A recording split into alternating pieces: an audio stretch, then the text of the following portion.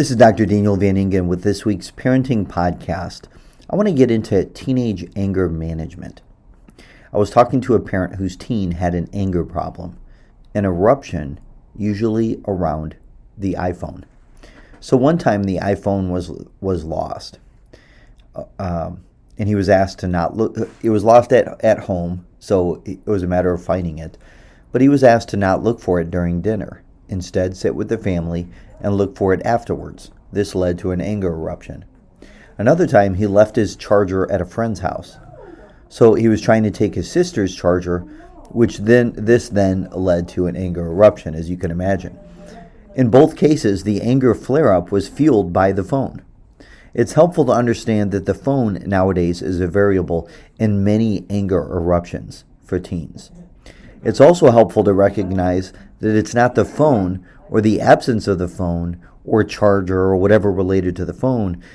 It's the must statements. It's the absolutistic thinking around the phone. It is what's going on between the ears that is fueling anger. So one of the things that's really helpful is to look at some anger management techniques for anger management.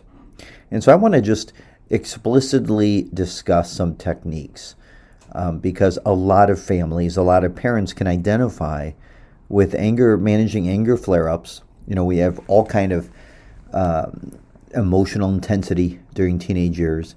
You have all kinds of overreactivity. You have all kinds of reminders from your 14-year-old, your teenager, your 15-year-old, that you are the most annoying parent in the world, and that you don't know anything, right? And that you are controlling. But it's helpful to look at, and there's a recognition of genetics, there's a recognition of neuroscience, there's a recognition of hormonal activities, and there's the teens are going through so many different changes in their body. And they may want to cuddle 1 minute and then completely reject you, the next minute. They just do casual criticisms, even when they're not in an anger flare-up. And then when they're in an anger flare-up, as you know, look out, right? So here you have the amygdala, the emotional center of the brain, flooding the left prefrontal cortex. It's the brain structure that's its functions are learning, abstracting, inhibiting, reasoning, problem solving, critical thinking. So the amygdala is this emotional center that just floods. Then you have the other functions of the brain, the limbic system, overreactivity, emotional intensity, volatility, and then it can have a negative feedback loop with the hippocampus, memory. And so there may be a benign stimulus, but that negative feedback loop with memory and emotion may cause the teen to overreact with intensity, with volatility, because that's what they remember reacting to yesterday when there was an actual disagreement.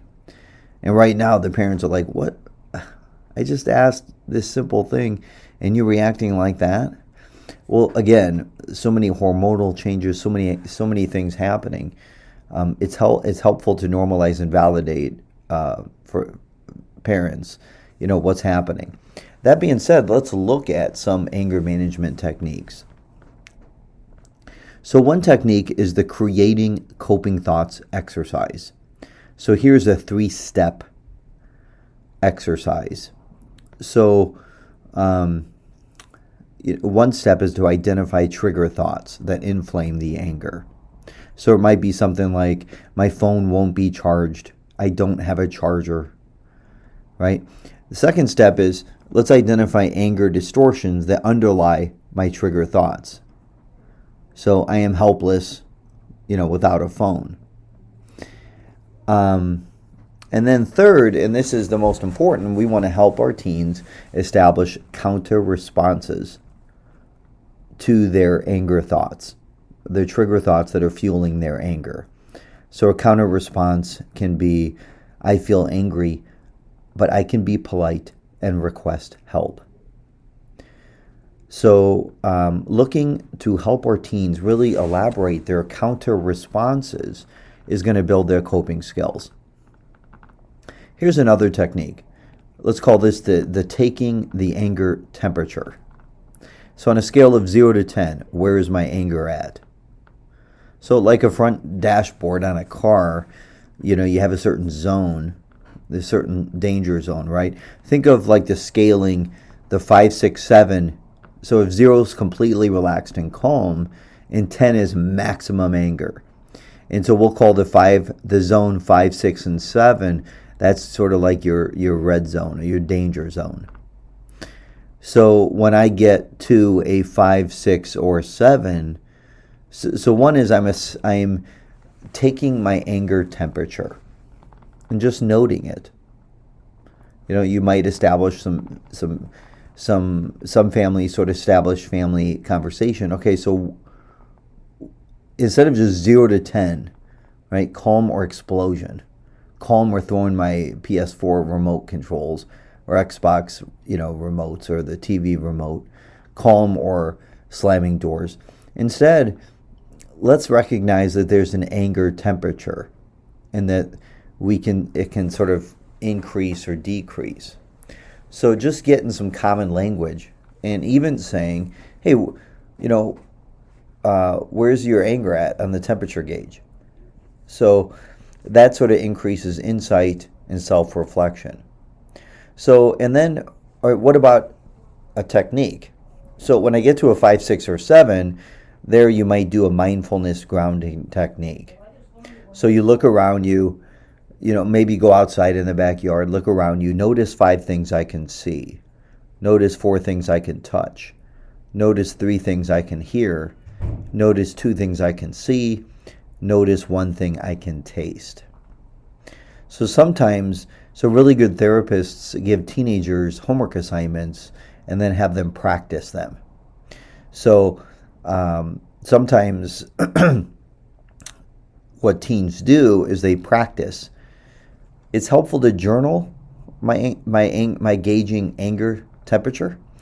And here what I offered was the mindfulness grounding technique when your scale gets up to a 5, 6, or 7 in that danger zone.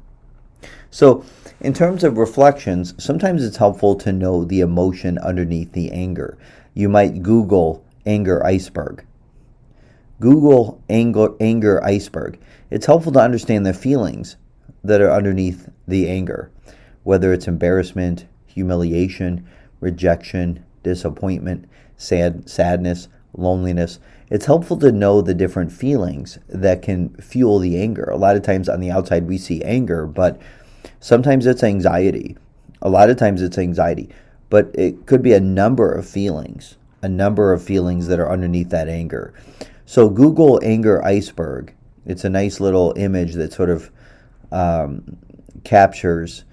It's a good reflection, good discussion exercise. Also, let me just share some quick TRBs, tension reduction behaviors. So when it comes to temperature, sometimes taking a hot shower or even an ice bath helps change the temperature. When it comes to clothes, sometimes we need to change clothes. Sometimes we need to loosen them. Sometimes taking off socks helps reduce the heat that can fuel anger. Sometimes it's just moving things around, right?